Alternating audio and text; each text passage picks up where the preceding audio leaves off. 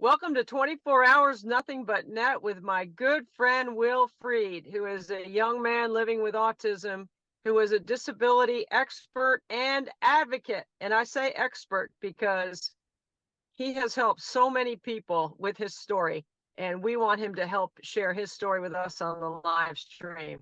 Will, thanks for being with us. So happy to be here and thrilled just to be chatting with you all here. Will, I'm wearing a referee shirt, and I'm wearing it in your honor.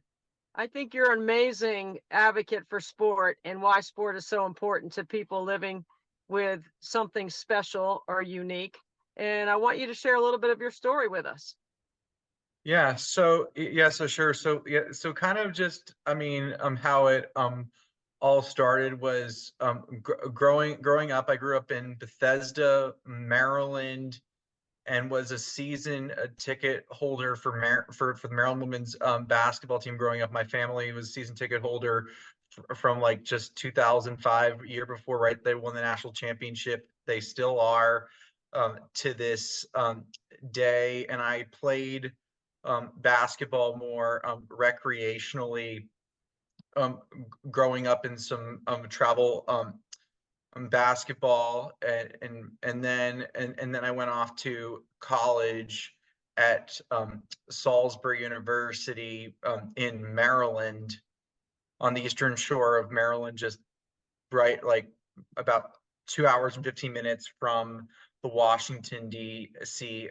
Area. And it was during my first semester in college there, I was playing in an intramural holiday tournament in November 2016, right before Thanksgiving. And my team was losing, and I was talking to the referees too much. And during several months before, in the summer of 2016, when I was coming right out of high school, I signed up to coach at Coach Wooten's basketball camp. Joe Wooten, the son of legendary high school coach Morgan Wooten, and I got put officiating, and I just, instead of coaching, and after I lost that intramural game, I saw that the next semester when they had intramural basketball at Salisbury University needed referees, I showed up to the tryouts and got picked. And during my time from November, from that November time through 2017 to 2018, 2019, and 2020, I was officiating 4 years at Salisbury University, mainly basketball for their intramural program.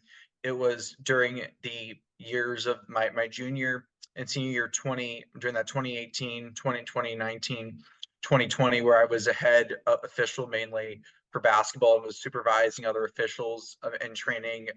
Then COVID hit, and I didn't really know what I was 100% going to do, but I was looking to go for my master's in higher education and student affairs, and I ended up at Fort Hays State University in Hays, Kansas, which is about halfway between Kansas City, Missouri, Kansas City, Kansas, and halfway between Denver, Colorado.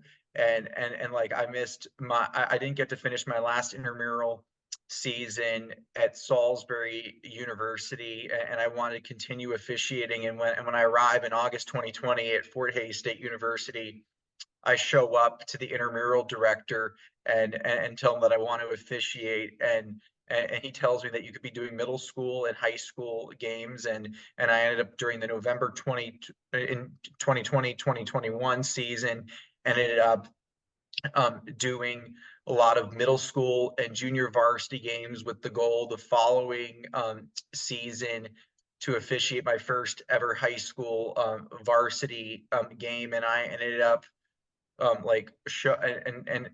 for my good work during that 2020-2021 season, I got the opportunity to get assigned my first high school varsity game because of a good mentor of mine, Scott Goodhart, who was a veteran official in high school in Kansas and officiates some Division II and JUCO men's basketball. And now he's the director of officials for the state of Kansas high school Athletic Association, and him and I still have a relationship. But it was during that first season out there in Kansas where he saw me work a JV game and worked hard and ended up getting me attention for being an official on the autism spectrum with overcoming obstacles. And because Mm-hmm. of his support, that following year, I ended up officiating my first ever high school varsity game. And after that, it was like my goal to continue to climb in officiating and work women's college basketball. And fast forward that last spring and the spring 2023, I go to my first ever JUCO women's basketball camp in Belleville, Illinois, for the GRAC, Great Rivers Athletic Junior College Women's Conference, and the MWAC, and end up getting picked up right on the spot because some people who were in charge, veteran NCAA women's college Division I basketball official Jason Schmidt, saw how hard I worked and wanted to get better, and he wanted to use me in this past season. Because of the support from him, I got to officiate my first ever women's college games. That's amazing. That is absolutely incredible. How much and do you have to work and study to be on top of the rules and manage all the things that you have to manage when you're an official? Yeah, so yep. So it all starts through the off season, even before, like, I mean, so like we go to our camps starting in April, where you're either looking to get hired into certain leagues, and then after that, camp stuff goes on. Like camps start going on this month. Like this weekend, I will have my JUCO women's camp for the GRAC and the MWAC, which I'm already on staff from. And you have to, like, I mean, like, before the season, you have to spend time in the rule book studying certain Mm-hmm. rules. You got to go into the case plays. A lot of us officials have study groups that are out there with referees from all over the country going over certain rules, situations, preparing to take the NCAA test. Because depending on how you do, because you have to pass the NCAA test in order to work um, NCAA level games. Like you have to. And I'm part of a study group that's led by official in the SEC consortium, Natasha Harris, who I've met through my officiating journey, and we all go over examples with the test questions. We all talk things out and learn from the certain situations. Because on top of that, you have to be in good fitness. You have to be compartmentalized. You got to be ready to Mm-hmm. run to keep up with these high level athletes. You got to be prepared to analyze these situations after games and camps.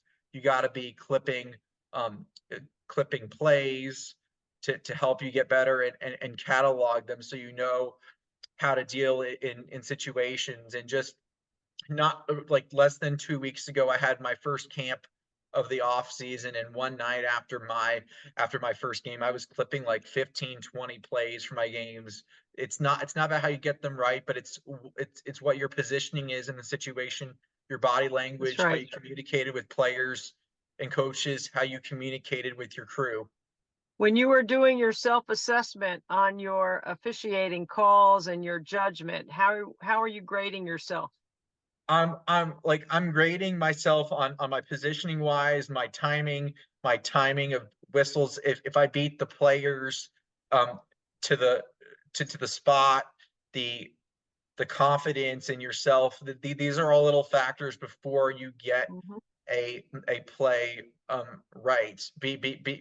Because of how you appear on these plays, it shows the perception, and the perception is reality. And this is how assigners can evaluate if they want to use you. Like, they want guys who can communicate. They want people that can escalate uh, situations with coaches, with players. It's more than just blowing the whistle.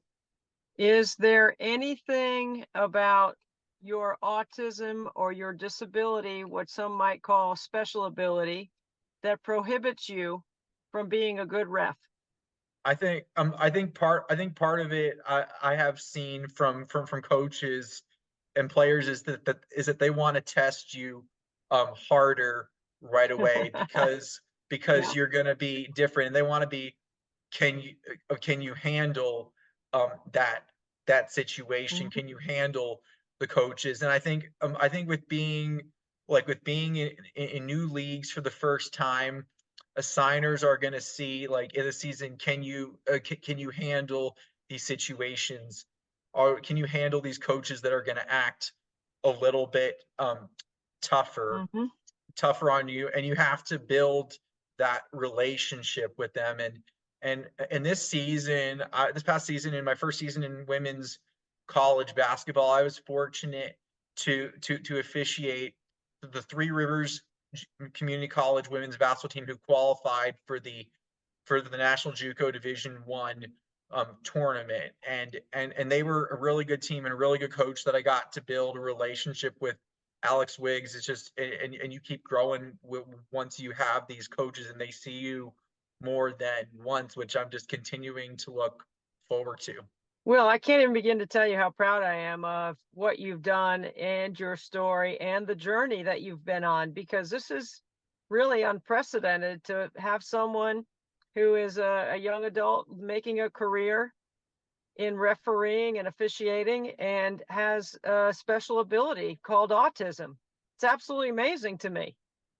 Yeah, it just is. Still with that ability, it's like, like at a camp, like at my recent Jerry Pollard's camp out in St. Louis a couple weeks ago, like there was one hard game that I had. There was a lot of emotions to deal with, players that were not wanting to listen, and what I did for those 30 something 40 minutes when I was out there, I just went hard on my chest with pride, just to show that I've overcome the obstacles, to manage the emotions, communicate with everyone else, and just grow from that experience. If there was someone listening that was inspired by you to want to try to do something new or different, what would you say to them, especially if they were someone living with a autism or an intellectual disability? Well, the one thing that has always stuck with me over the years from officiating and being a college disability advocate at Salisbury University, there is always opportunities not only for new paths to be created, but leaving the trail for the next person to come. It's all about creating, in my disability advocacy work throughout the years, a lot of activists talk about this one word, ancestry. Even though people aren't related, like, they're creating ways for people with disabilities to go into their areas and build off their work. And this is what we have seen within the past year from the late Judy Heumann, who passed away, and in the 1960s in New York City fought to be able to teach in the New York City public school system with being a wheelchair user, and has opened her door to people. We just have to continue to build on what people like Judy Heumann have done over the years. And that's what ties us all together on this interview is my referee shirt, you being a referee, and why sport is so important to us and what Special Olympics has meant to my family and has meant to other families like mine. If somebody is watching and listening to this interview and they don't know your story, you've just laid out for us why it's important to give people a chance and to believe that with enough hard work and support and building the right relationships, you can have success regardless of whatever situation that you're in. You can overcome circumstance. You totally can, and you have to just continue to take the craft seriously, continue to take Special Olympics athletes seriously. It's an opportunity that for our certified referees in our states to continue to have them to actually have to be officiating Special Olympics in your state of South Carolina, wherever there's state games, because these athletes deserve certified state level referees, because this is the competition that they work hard for. Like That's like a right. Division One athlete is working to go to the Final Four. This is their Final Four. This is national championship. And when I was in Kansas out in 2021, 2021, 2022 for the 2022 like Special Olympic state basketball games, like I told these referees that are certified that you have to go referee this. You're just going to enjoy it. They're going to want you to be there for you. And I think one of the reasons why from like when I was talking